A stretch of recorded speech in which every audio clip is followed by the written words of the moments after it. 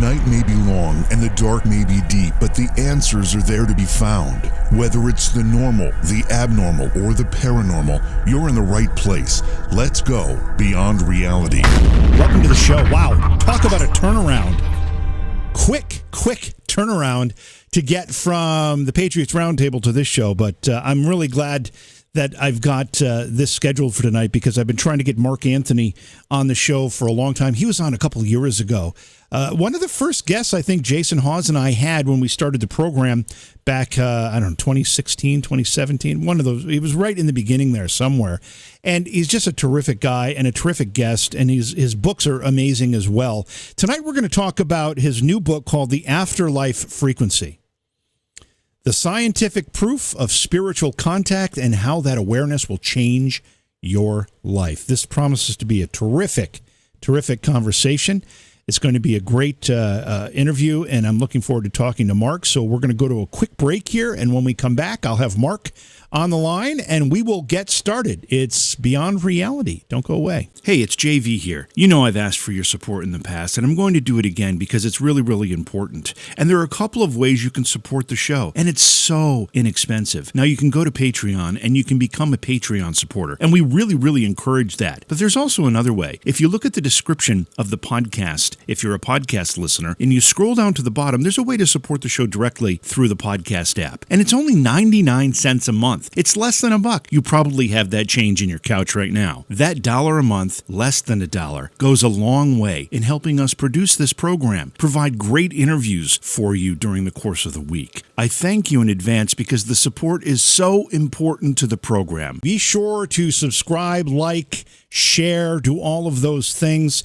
I have to take a second just to thank everyone who's listening to the program as a podcast.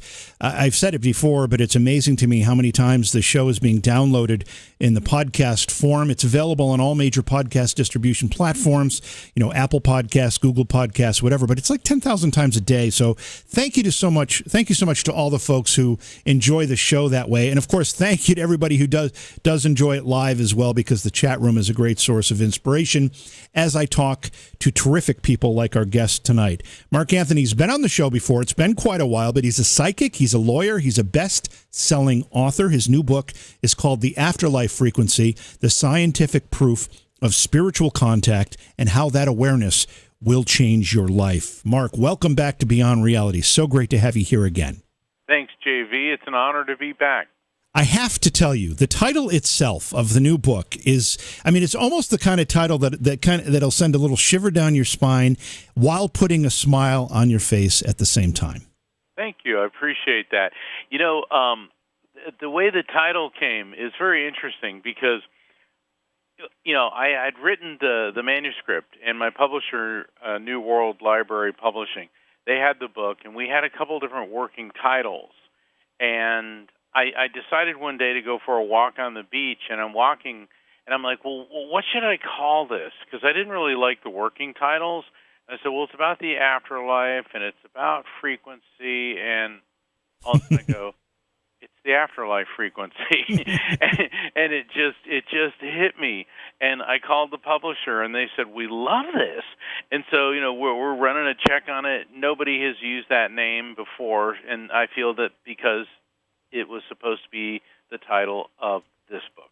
Well, something about it, when I received my copy, and thank you for having that sent, by the way, it immediately felt warm to me. I felt as though I've known this book all my life when I just saw it the first time I opened up the package. So something about that title resonates, and not to use a pun here. Well, I appreciate that. And the thing is, it should, because the afterlife frequency is different than books written by other mediums, and here's why. It's not just about communicating with spirits as a medium. It's all the different forms of interdimensional communication. And JV, that's what I call any contact that a person has with a spirit. And it can be through a medium, or it can be a direct experience. Let's say you have a visitation in a dream, and you have a conversation with the deceased loved one, and it feels real because it has a beginning, a middle, and an end. What if you have a near-death experience, and which are so widely reported? And what about a deathbed vision? somebody who is actively dying and their loved ones are around them, and the person dying begins to talk about seeing spirits of loved ones on the other side, and people in close proximity to that person also pick up on those and experience that. So I started analyzing the different forms of interdimensional communication, and JV, traditionally, they've been treated as separate items. It's like, a salad bar. It's like, okay, near-death experiences are over here, mediumship's over here. It's not like that at all. They all have a common denominator. They're all based on energy transfer and frequency alignment, and there are similar principles relating to all of them, all of which can be explained through quantum physics. And so that's one of the main reasons I wrote The Afterlife Frequency. When you use the words quantum physics, I get a little bit apprehensive because that's above my pay grade. I don't completely even understand how it all works. But if I had to break this down in somewhat of a more layman's approach, and we talk about communicating with this other side, with the spirit realm, with whatever it is, what are we in fact talking about? Are we talking about communicating with departed loved ones, as one way to put it, or are we talking about communicating with some type of greater consciousness that is a fabric that everybody is connected to? Or maybe I'm just using words that don't make any sense. Actually, everything you said made sense, and we're talking about all of the above. And because everything you're describing are different forms of interdimensional communication. Here's the thing about my book. This is a spoiler alert for the audience. Do not expect a dry technical read. Okay, I'm an attorney.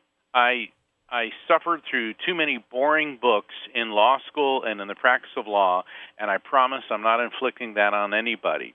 And so when we hear about quantum physics, it's not above your pay grade, JV. It's not above anybody's, because we all learned in school that everything's made of molecules.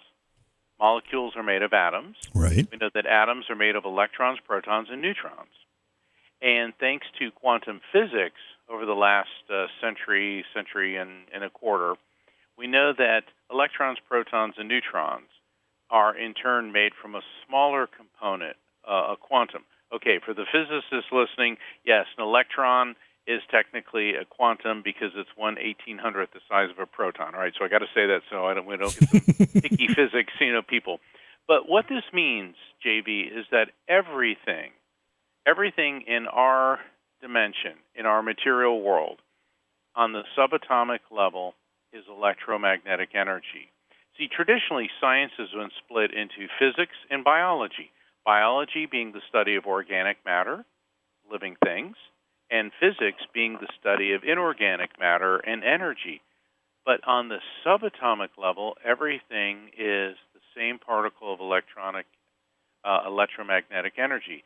You, me, the air we're breathing, the light that we see, the radio waves that the show is being broadcast on, the grains of sand on the beach, all the way to the nuclear reactions in the sun. When you start thinking about that, that's how we're all energetically interconnected. So when a loved one dies, physically the body stops functioning, but who and what we are, which is a term that we can discuss after the break, that I call the electromagnetic soul. Who and what we are doesn't die. It simply is energy that transfers to a higher frequency. And so what you said in your question, are we just communicating with a deceased loved one or a greater power? It's all of that.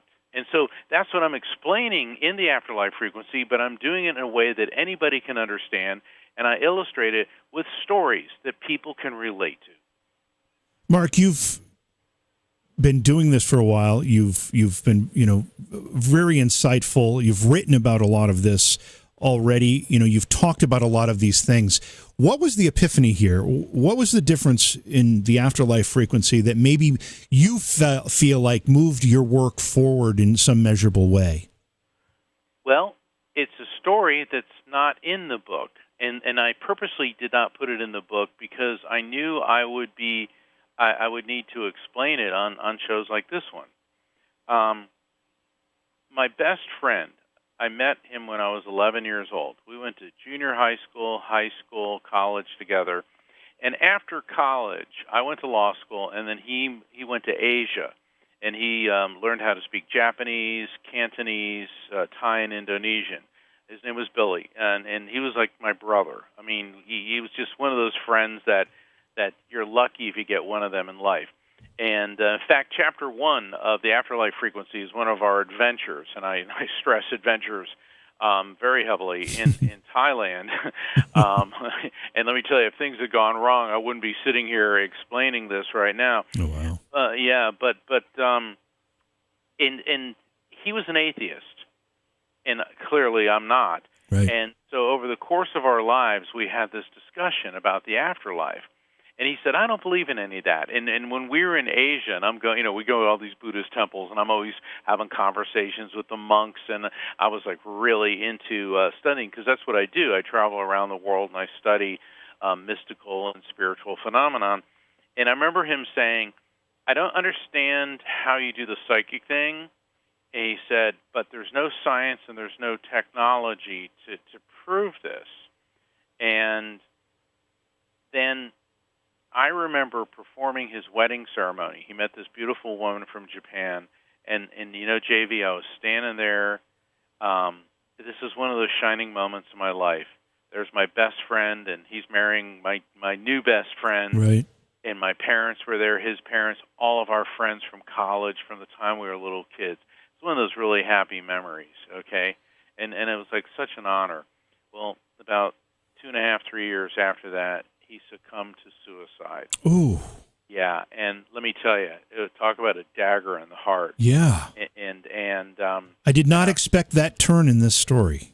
No, and I was absolutely devastated. And about a year after that, I was a speaker at a paranormal convention at the Stanley Hotel in Estes Park, Colorado. Beautiful place, yeah. Beautiful place, a lot of paranormal activity, perfect for that, Yeah. And it was a biggie, I mean, it's like a lot of the, people from TV and all that were there, and I had just given my presentation. So I'm down on the floor in the conference room signing books, okay? And in the conference room, everybody, all the presenters, they had tables, and there was a number of paranormal investigators there showing off all types of equipment. So my manager, Rocky, she travels with me everywhere, and she was walking around looking at some of the paranormal equipment, and she's walking by this one table, and it's manned by this guy named Chris. And as she's walking by, all of a sudden, he's showing the spirit box, and she's walking by this, and she hears, "Get Mark," and she stops, and she said, "Huh?" And Chris looked at her, and all of a sudden, again, she hears, "Get Mark," coming out of this thing called the spirit box. Yep. Okay? And Chris is like, "Do you think he means your Mark Anthony?" And all of a sudden I'm hearing, Mark, get over here. And I look up, and they're like really emphatic. And so I'm thinking, oh, my God, something's wrong. So I go, "Excuse me, everybody." And I run over there, and just as I'm about to say something, I see the spirit box, and I hear, "Dude." And JV, I stopped dead in my tracks, and I'm staring at this. And I hear, "Love you, bro." And I look at Rocky, and the tears are streaming out of her eyes. And she goes, "Mark, that was Billy's voice." And I go, "I know." And this whole crowd had formed, and then the spirit box had got all staticky. And let me tell you, I almost fell down. And the thing is, he always called me dude and bro. We grew up in the surfing culture of East Coast Central Florida, and one of the last things he ever said to me was at the Bangkok International Airport. I had to get back to the States, and he was flying to Singapore. I remember he came and he hugged me, he goes, "Love you, bro." And I heard the exact same thing come out of that machine. And so, of course, at first I was like, "Oh, my God, that was amazing." And, he's getting through. And then, JV, the wheels started turning. And one of the concepts that I write about in the Afterlife Frequency is spiritual synchronicity, how everything that happens to us is part of a bigger interwoven interconnectedness. Nothing is random, and many times spirits maneuver things to guide us and to help us. And then it dawned on me, so the atheist came through technology. And he was the one that said to me, "Oh, there's no science and there's no technology to prove this." Right. And so that got the wheels turning. And that's why I decided to write the Afterlife Frequency, to explain to everybody. You don't have to be a medium, okay, because we're not all mediums. Some people are, some people aren't, but we can all have an experience. And when we do, I want to explain how it happens, why it happens, where it happens, and how everybody can get the most out of the experience. If you're not a medium, how do you recognize these experiences, Mark? When do you know they're happening? I often relate the fact that I am as sensitive as a brick. I really feel like I just don't have that part of my being awoken or, in play. I'm a kind of a logic-based guy, and I can't get my head around some of these other concepts for myself. But I often feel like both of my parents who recently deceased, I often feel like I am in some way getting something from them. I just don't necessarily recognize what it is. How do people like me keep an eye out for these things? Well, how much time do we have before the break? We've got 15 minutes. Oh, okay. Okay. I was trying to figure out that very question. How do I explain this? Because not everybody's a medium. JV, you and I can get on a tennis court and pop a ball back and forth, but, it's not like we're going to suddenly team up and beat Roger Federer or Venus Williams, all right? That's just not going to happen. I can swim. I'm never going to be a Michael Phelps. I can do math, but I'm not going to be Elon Musk, okay? It's just not going to happen. But just because we're all good at different things, and just because some people may not be mediums, we all have the same basic physiology. And there's two receptor areas in our body, the solar plexus and the pineal gland in the brain, that enable us to tune into the afterlife frequency. So in the book, I go into that in greater detail. But I was trying to figure out how to explain this. And I was working in my office, and I just hit a brick wall. I had writer's block. I said, that's it. I got to clear my head. So, I'm going to go for a walk on the beach, because I live right near the ocean. So I'm going down my driveway, and I get these cold chills and tingles. I go, okay, something's going on here, and I do an about face. And I head in the opposite direction towards this bike path. So I figure, okay, I'm supposed to be walking down the bike path, and I see these two objects glowing in the sun. And I walk over to them, and I see it's a nickel and a penny. And so I go to pick them up, and I hear my mother's voice. Both my parents have passed. And she said, if they're heads down, it's bad luck. And I'm laughing, JV, because my mother's family was of Italian descent. Mm-hmm. They have a superstition for all occasions. Oh, yeah. My mother was born in Naples, Italy. I'm very familiar with the superstitions. Yeah, superstition.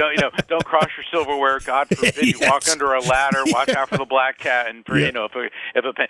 But then I hear my dad's voice, and he says, it's money. Grab it. So I'm laughing, and I pick up this penny and this nickel, and I'm looking at it, and I go, oh, 6 cents. And then all of a sudden, I go, 6 cents. And I go, okay.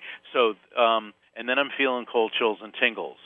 And in my mind's eye, I saw an image of my father standing in the ocean up to his waist.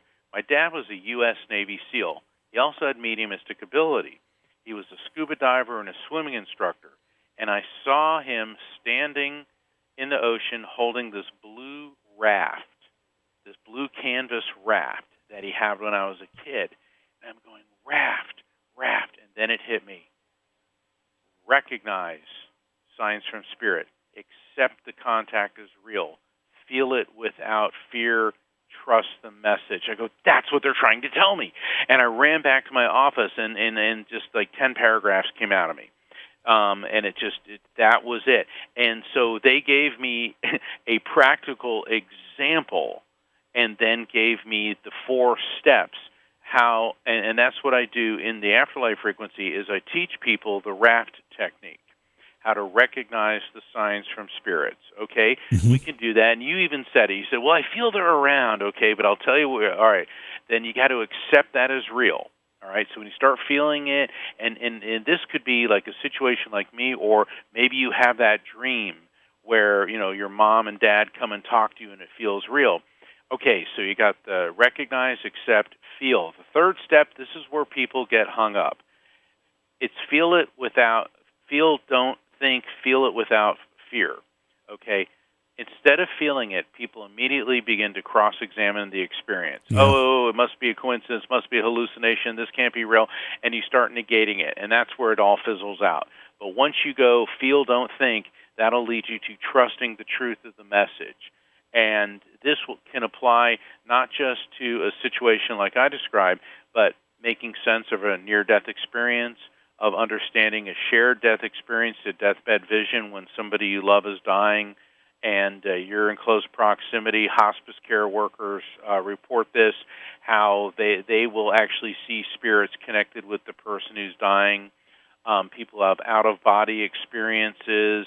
If you go to a medium and you have a reading and you don't fully understand everything at first, applying the raft technique can help you understand and get the maximum benefit out of the experience. And I realized that what my parents and spirit gave me was so powerful. Easy, simple, but very, very complex at the same time. But once you start working with raft, instead of saying, well, I think they're around me, but I'm not sure. It's like they're around me. I accept that. I'm feeling it, and now I'm trusting the message, and it'll start becoming second nature. So that is how anybody can get the maximum benefit out of spirit communication. The last part of that, Mark, the trust part, the part where we need to drop some of the barriers that we carry with us. Are those barriers self-taught? Are they societally taught? Are they part of what our parents say, don't talk to those imaginary friends, they're not real? I mean, where do we pick up those hesitancies? All the above. And then they're all based in fear. They're all based in fear. We see in religions that they say, mediums are not God, don't do this, don't do that. And I have people, the religious fanatics love to cast the first stone and start quoting from the book of Deuteronomy and Leviticus, but they need to read the entire section on that. Because a lot of people said that mediums are not a god, and they quote Deuteronomy 18, verses 10 through 11. But if you go to the same chapter and read verses 21 through 22, basically it says, when a prophet speaks in the name of the Lord, if the word does not come to pass or come true, that is a word which the Lord has not spoken. In other words, truth is the standard. So in the Bible, when there's a reference to a prophet, that is the term for what we now call psychic or medium. Then let's fast forward over to the New Testament, to 1 Corinthians chapter 12, verses 4 through 12. There's different kinds of spiritual gifts, but the same Spirit. To one is given prophecy, to another discernment of spirits, but one and the same Spirit produces all of these, distributing them individually to each person as he wishes. In other words, discernment of spirits. That's spirit communication. That's mediumship. And then there's Romans 12, verses 6. We all have different gifts according to the grace given to each of us. If your gift is prophesying, then prophecy in accordance with your faith. So, when people say, oh, the Bible's against this, it's like, really? Look again. Yeah. Look again. There's a lot more passages than that. Those are two that, we all have different gifts, and it's how you use it and the standard of truth. And you brought up a very important point on the RAFT, the trust.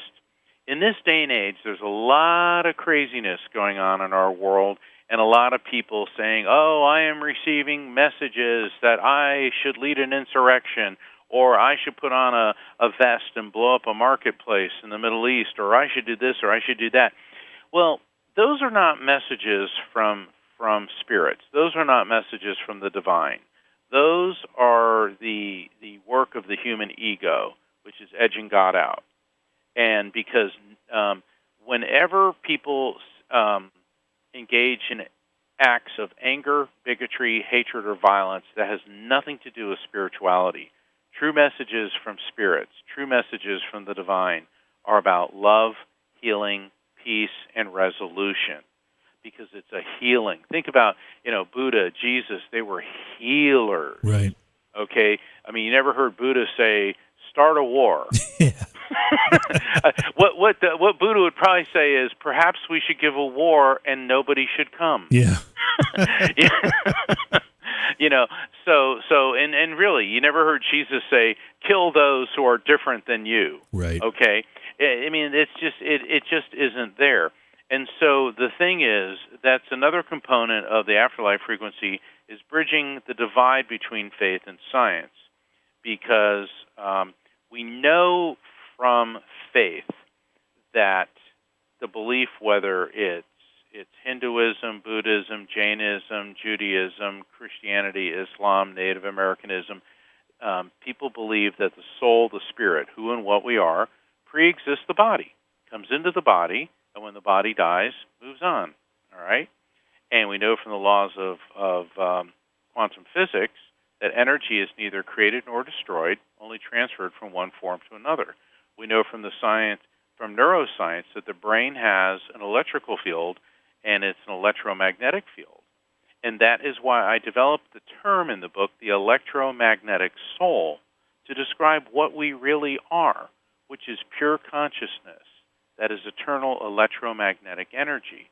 And so that when we die, our brain didn't create our consciousness, it merely hosts it, the same way your computer hard drive hosts the programs on it. Your computer hard drive did not invent or create Windows 10 or 11, which is coming in a few weeks, okay, but it didn't do that. It just hosts it. So then when the hard drive brain crashes, who and what we are essentially gets uploaded to the afterlife frequency. Mark, how do I ask this? When we pass and this electromagnetic soul gets uploaded to this greater consciousness, does it exist? Do we remain individualistic in that greater consciousness? Yes. Okay, so we remain who we are, basically. Yes, individuality is a gift. And what happens, though, is that, let's say that people who are gravely, physically or mentally ill, that's what dies with the body. Because people say, well, what happens when you connect with a killer, like a psychopathic killer? Well, that's happened on several occasions in readings. Well, they retain the memories of what they did, but they're no longer mentally ill on the other side. It's like people that may have been paralyzed or have some other type of disability, when they come through spiritually, they may come in and project that they had that problem initially because that's an identifier, but then when they display or give me this sense of how they are now, it's like there is no imperfection. Why? Because the electromagnetic soul is pure energy. Energy doesn't get sick, it doesn't get tired, it doesn't get old, it doesn't die. And so when we die, think of your EMS, your electromagnetic soul, as a drop of water that plunges into this eternal sea of souls. I call that the collective consciousness. So now you're interconnected with other spirits that are connected with other spirits. You're part of this vast intelligence. But you maintain your individuality, and you can disconnect from the collective or just adjust your frequency to visit us, communicate with us, and interface with our lower, slower material world frequency. We're talking with Mark Anthony. Mark has been on the program before. We're happy to have him back. He's a psychic. He's a lawyer. He's a best-selling author. And his new book is called The Afterlife Frequency, The Scientific Proof of Spiritual Contact and How That Awareness Will Change Your Life. We're going to take a quick break. When we come back, more with Mark. Please support the program. Go to patreon.com/Johaw. That's JOHAW. All right, welcome back to the show. It's Beyond Reality. I'm JV. Thank you for being here. We've got a great guest tonight. Mark Anthony is with us again. It's been a few years since Mark has been here. He's been very busy since, and we're talking about his new book. It's called The Afterlife Frequency, The Scientific Proof of Spiritual Contact and How That Awareness Will Change Your Life. There's also a website you can go to. It's afterlifefrequency.com. Mark, there's so many ways we can go with this conversation, but I want to talk about near-death experiences a little bit because you've touched on them a couple times in answers to other questions, but how important are near-death experiences to your work in studying them, and what do they mean to the folks that have them, and what do they mean to the folks who hear the stories about them? Near-death experiences are so crucial to our understanding survival of consciousness. They've been documented for thousands of years. There's several accounts in the Bible, like Jacob's ladder, and Paul being writing in Corinthians about, I know a man caught up in the third heaven. I even think perhaps Jonah and the whale may be a metaphor about dying and then coming back to life.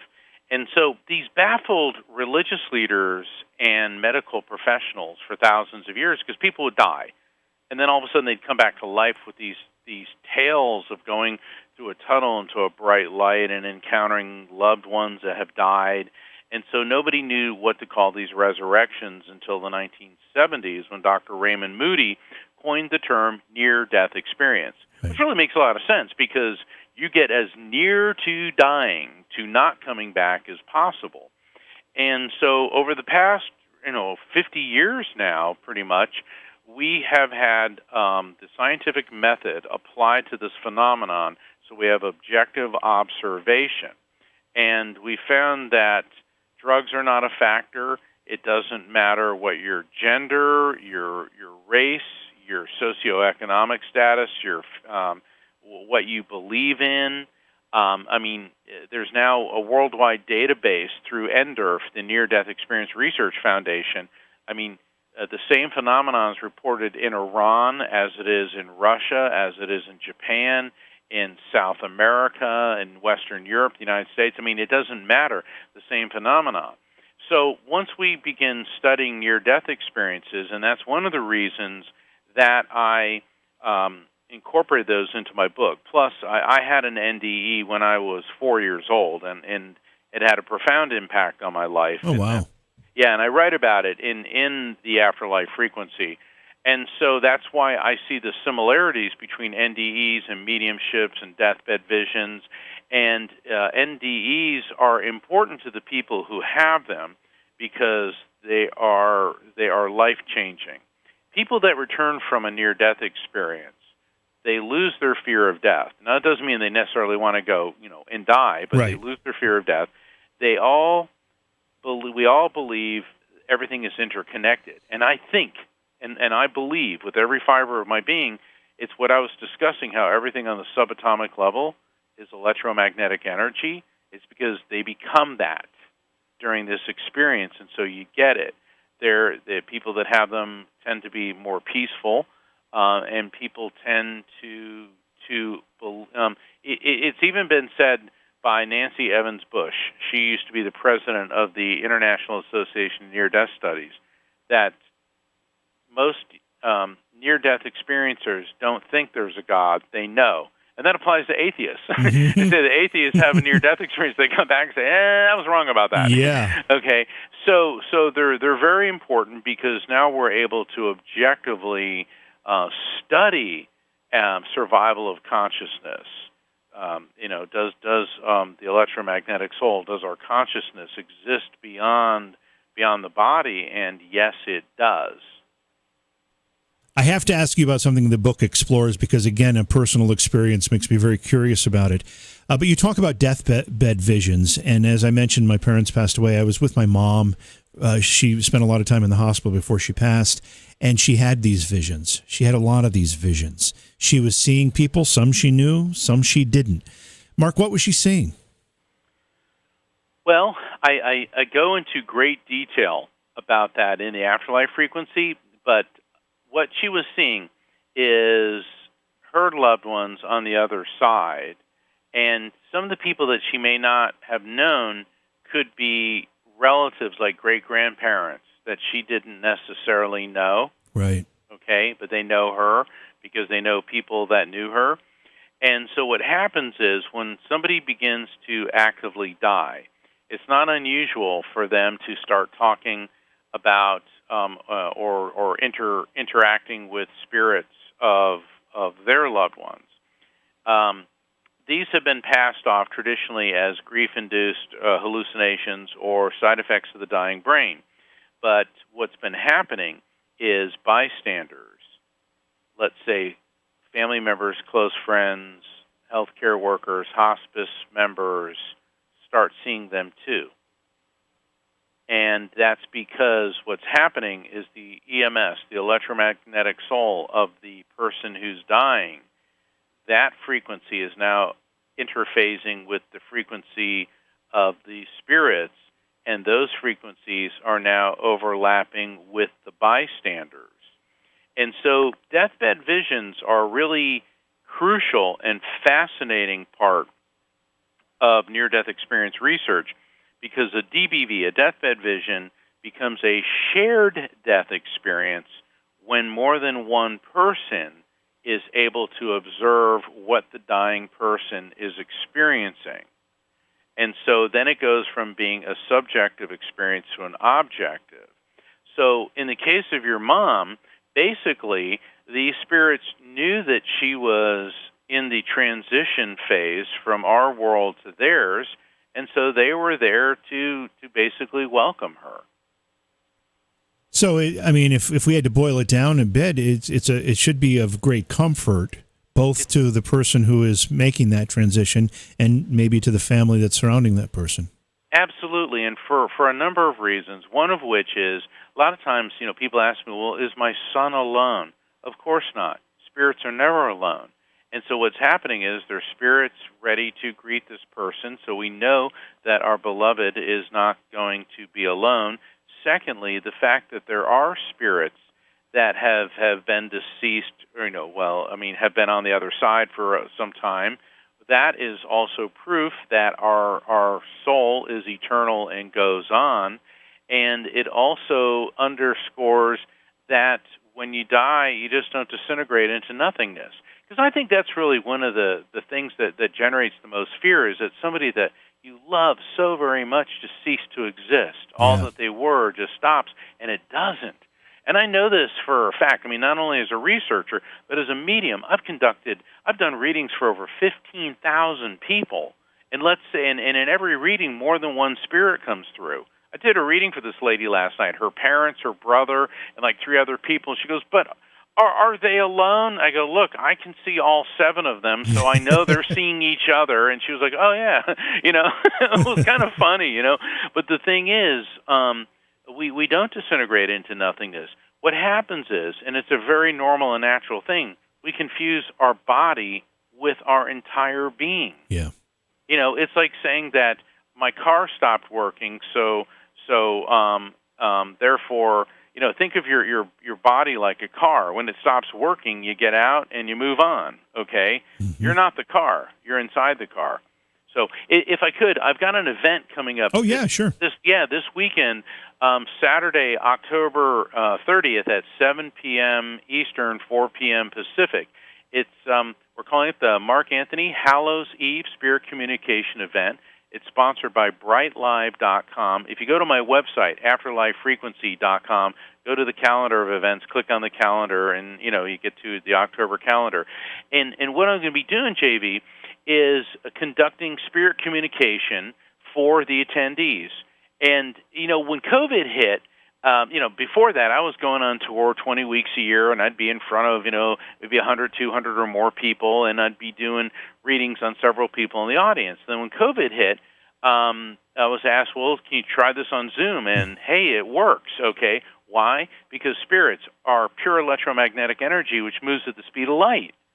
And so I've been doing these events, they've been very, very healing. So that's this Saturday, October 30th. Please go to my website, afterlifefrequency.com. You can go to brightlive.com, too. You just got to, scroll till you see my event. We're real excited. This is the second event with Bright Live I've done, and I've got several other events coming up of this nature as well. I've got to ask you the pop culture question here. Does anything change in the work that you're doing, whether it's these type of galleries or just your private one-on-one readings with people? Does anything change with the veil between our world and the other world this time of year, or is that all Hollywood? That's all Hollywood. It's like, because I've been part of a number of the veil getting closer, because these organizations invite me. Sure, of course. Here's the thing. Do you really think that the entire collective consciousness, the infinite, eternal life of all these souls is dependent upon a Celtic, Northern European, strictly British Isles, Dark Ages agricultural observation, meaning harvest. Right. I think not. Probably not. Okay, but what it is, think about it. Symbolically, this time of year, we're going from summer into autumn, autumn into winter. All right, we just had the harvest. Symbolically, this is life and death, because before our modern era of food production, people starved to death. Yeah. So winter was analogized to death, and people felt that spirits would come up out of the ground, and so they would carve gourds with scary faces to scare them away. And then people would dress up in animal skins with scary masks to go around to chase away the spirits. And they'd go from door to door in Britain, and people would give them sweet cakes. So this is where trick or treat started. Uh-huh. Okay, so this was going on. Then so that was in Britain, and then a little bit in northern France. Then of course the Europeans come to America. Well, the Spanish show up in Central America, and they tried to suppress the Aztec and the Mayan religions, but they couldn't. So instead, they merged Dia de los Muertos, the Day of the Dead, the day that the Native Americans were honoring their dead. Mm-hmm. They made it coincide with the Catholic observance of All Souls Day, which is November 2nd. So this time of year in Central America, in Northern Europe, and the thing is, in Central America, it wasn't November 2nd when the Aztecs and the Mayans did this. The Catholics kind of cut a deal with the Aztecs and the Mayans, say, hey, why don't we just celebrate it then? And everyone was like, hey, fine, copacetic. And the skulls are very important. In fact, when I was in South America, I was in Ollantaytambo, which is a Quechua village in the Andes Mountains. And this family was kind enough to invite me into their home to show me the altar to their relatives. And right there in their main living area, they had the skulls of their deceased loved ones. Now, at first blush, this could be horrifying, Sure. But to them, they were honored that their ancestors were watching over them. It's really cool because I got photographs of it, and then, I was being very, very respectful of it, and this is, my capacity as, quote unquote, the psychic explorer, but this is what I do, is to study these different phenomenon. And then I realized that, wow, these are the Quechua people. They're the descendant of the Incas. And so the skulls are very important, and that's why in Dia de los Muertos, we see the skulls, and they sell the sugar skulls and all that, because Right. the skulls are representative of the spirits of your ancestors watching over and protecting their family. So it's not a scary thing, although it kind of looks that way. And so by the 20th century, all this gets jumbled in with commercialism, and it's like, hey, let's sell candy and throw this big Halloween celebration, and here we are. So, yeah. I've often wondered, though, if because more attention is drawn to this type of discussion this time of year, that somehow we as living beings are creating some kind of energy that might invite more activity. Is there any thoughts on that? I think that's entirely possible. That's one of the topics I do cover in the Afterlife frequency. I refer to those as frequency beacons. And basically, you're emitting an impulse when you're thinking about a deceased loved one, and certainly when you're honoring them. It's like, a spider web sends a vibration. All of a sudden, something hits the web, the spider knows. Well, it's a two-way street. And conversely, spirits can emit a frequency to you. I mean, for example, you said that you pick up on your parents being around, all right? Have you ever done something where all of a sudden you felt compelled to turn on the radio when you're driving and there's that song? Yeah, of course. That's happened for sure. Yeah, that's a frequency beacon. Because that's not a coincidence that you turned on the radio and there's that song that just touches your heartstrings. And so this is part of what I explain with the raft technique. See, spirits are around us all the time. The question is whether or not we're listening. People say, well, that sounds far-fetched. But then again, if I said that there's invisible beams of energy around you loaded with information, that's radio waves.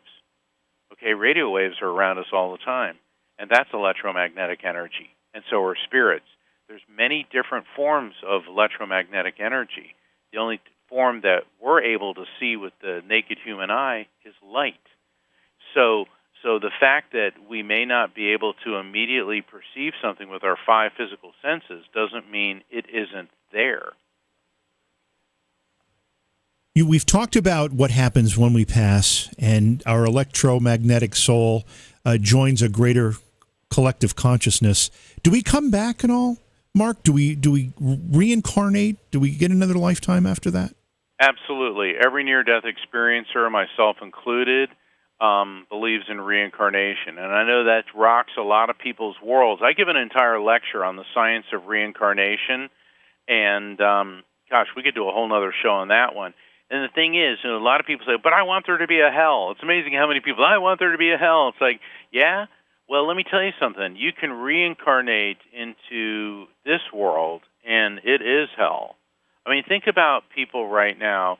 Think about educated women living under the Taliban right now. Yeah. Okay? You really, we need a guy with a pitchfork to stick us in the butt? Right. No, I mean, hell is here on this planet. And so I don't believe in hell, but I do believe in reincarnation.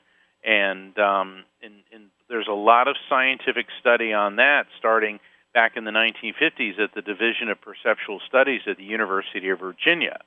Okay, and that eventually incorporated the International Association of Near-Death Studies. These are not a bunch of quackazoid, woohoo granola people. And for all the quackazoid, yoo-hoo granola people, sorry if I'm offending you. But the thing is, we're talking serious scientists. And I've had the honor and privilege of meeting and working with a number of them. And the studies into reincarnation, there's many case studies that the conclusion is this could only be reincarnation. I mean, if you look at like James Leininger and Om Seti and Shanti Devi, and we could go on and on and on, where people remember a prior life that had only occurred maybe a decade or so before, and they are able to give with such specificity details about the family they say they used to be part of, that there's no way anybody could make that stuff up or research it. So there is a tremendous amount of research on this, and it also doesn't necessarily violate Scripture, because there are references to reincarnation in the Bible, specifically the Transfiguration, where Jesus brings a select group of disciples to a mountain, and the spirits of Moses and Elijah appear on either side of him. Hello, mediumship. Yeah. And then he asks the disciples after this, "Who do you say that I am?" And they say, "Well, some say that you're the prophet Elijah returned. Others say that you're John the Baptist." And Jesus said, "Well, Elijah has returned, but they didn't recognize him, for he appeared as John the Baptist." Hold on a second. Elijah lived 800 years before Jesus. John the Baptist was Jesus' cousin. So Elijah did return, but they did not recognize him, for he appeared as John the Baptist. And there's a lot of scholars, Hindus, Buddhists, progressive Christians, spiritualists. We've studied these passages, and this appears to be one of the references to reincarnation that was not edited out of the Bible at the Fifth Ecumenical Council in 525 AD under the Byzantine Emperor Justinian the Great. So there is a lot of this in the more mystical aspects of Christianity. And even progressive Islam, the doctrine of Ma'an, talks about the returning. So it's really interesting when you see that reincarnation, it's not just for Hindus and Buddhists anymore, but it's actually at the root of all the religions. The book of Job in Judaism said, "Naked I left my mother's womb, and naked I shall return." Pretty heavy-duty stuff. Yeah. We only have a few minutes left. I want to get to this phrase that you use, and I think you may have touched on it too already tonight, but spiritual situational awareness. What are we talking about here? My dad was a Navy SEAL. He taught me when you walk into an environment, wherever it is, be aware in a 360-degree sphere, okay? And talk to any cop, anybody in the military. They talk about situational awareness. Be aware of what's going on around you. And through the raft technique and other techniques that I introduce in the Afterlife frequency, I teach people how to expand this to incorporate the spiritual, the energy that's around you, okay? So that you're not just being aware of what is perceptible by your five physical senses of sight, hearing, taste, smell, and touch, but now you're also incorporating the sixth sense to pick up on the energy of spirits and the guidance they provide, and it can and often does save your life. And the book, The Afterlife Frequency, helps people understand this, maybe employ it. Explain how they can better use spiritual situational awareness to help in this quest of understanding. Well, that then ties into the raft technique. So see, the way I wrote the book is each chapter, you got to start at chapter 1, introduces concepts that build that are the foundation for what comes next. And so by becoming more spiritually, situationally aware, you'll start incorporating the raft technique to recognize, accept, feel, and trust signs from spirits. And it'll get to the point where it becomes second nature to you.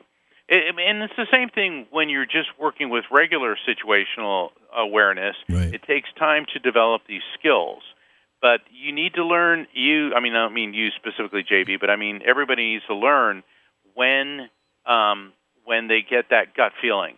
Okay, women are better about it than men. Okay, because women's intuition. So for guys, we got to call it our gut instinct. Right. You know, yeah, that's more Samuel L. Jackson and Harrison Ford. No, we got my gut instinct. Woo, you know, and the thing is, when you talk to military, they'll all tell you got to rely on your gut.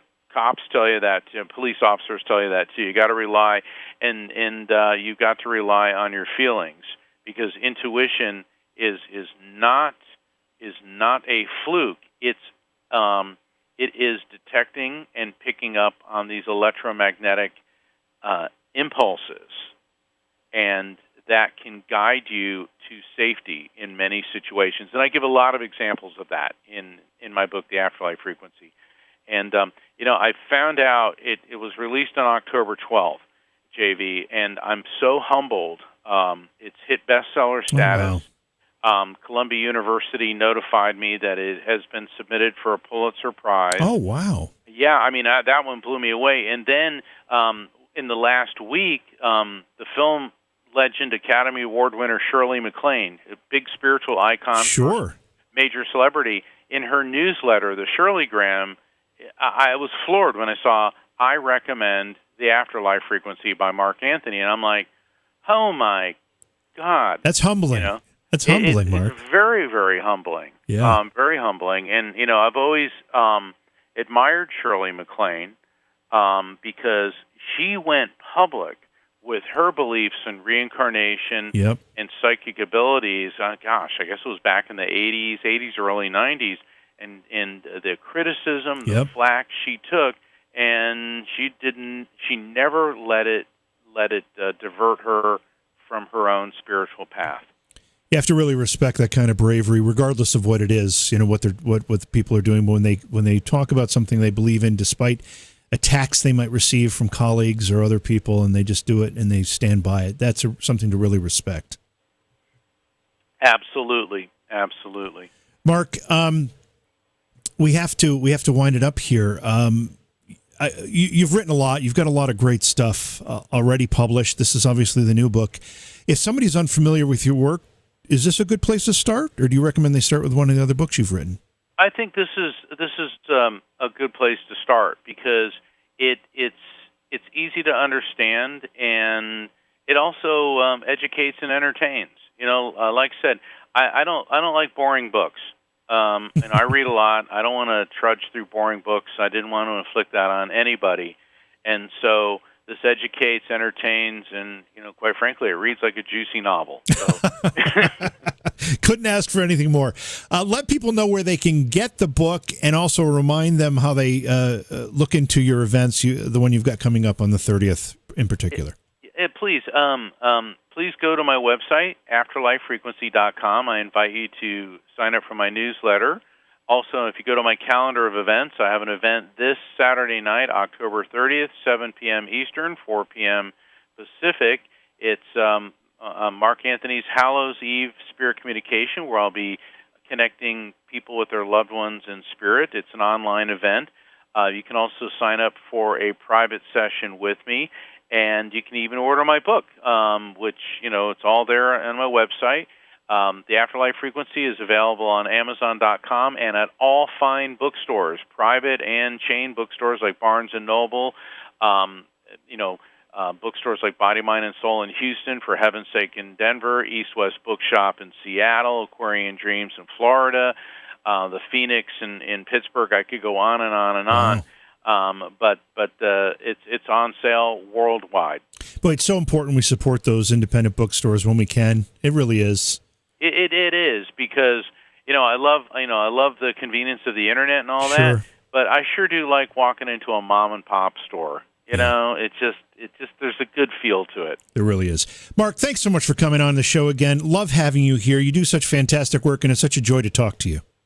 Thank you, JV. I appreciate it. It's been such an honor. To all your listeners, thank you for tuning in. And JV, I look forward to coming back.